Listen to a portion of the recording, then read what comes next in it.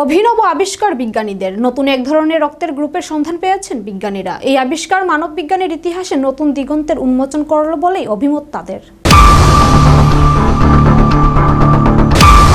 রক্তের গ্রুপ বলতে এতদিন পরিচিত ছিল চারটি গ্রুপ এ, বি, এবি এবং ও। বিজ্ঞানীদের নতুন এই আবিষ্কারে রক্তের গ্রুপের তালিকায় আরও একটি নাম যুক্ত হয়েছে। নতুন এই রক্তের গ্রুপের নাম দেওয়া হয়েছে MAL।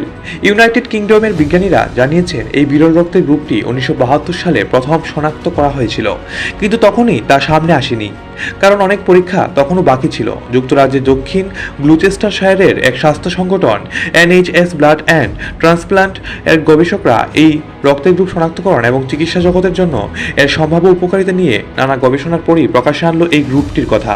তাদের বক্তব্য, নতুন এই আবিষ্কারের অনেক বিরল রোগের চিকিৎসায় সাহায্য করতে পারে চিকিৎসকদের।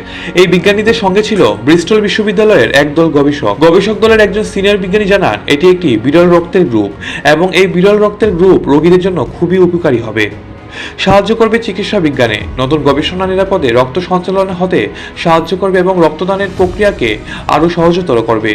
গবেষকদের মতে এটি রক্তদানের হার বাড়াবে এবং রক্তের সঙ্গে সম্পর্কিত রোগের ওষুধেও পরিবর্তন আনবে। নতুন তৈরিতে আরও সূক্ষ্মতা আসবে। এতে রক্তের বিরল রোগে আক্রান্ত ব্যক্তিদের চিকিৎসা পদ্ধতিতেও পরিবর্তন হবে। এই নতুন আবিষ্কার হওয়া বেশ আশাবাদী তারা। এতদিন রক্তের গ্রুপ নিয়ে বিজ্ঞানীদের মধ্যে অনেক ধোঁয়াশা ছিল, অবশেষে খুলেছে সেই রহস্যের জট। আসলে গবেষক দলটি A&Blue নামের রক্তের গ্রুপ অ্যান্টিজেনের জেনেটিক ভিত্তি বার করতে পেরেছেন, যা এতদিন ছিল সম্পূর্ণ অজানা। A&Blue হল রক্তের একটি বিরল গ্রুপ অ্যান্টিজেন। এই অ্যান্টিজেনের অভাব থাকলে কি হতে পারে? বিজ্ঞানীরা জানাচ্ছেন, রক্ত সঞ্চালন করার সময় রোগীর মারাত্মক পার্শ্ব প্রতিক্রিয়া হতে পারে। এবার থেকে সেই সম্ভাবনা নেই। রক্তদাতা এবং রক্তগ্রহীতা উভয়ই সে শনাক্ত করতে পারবে।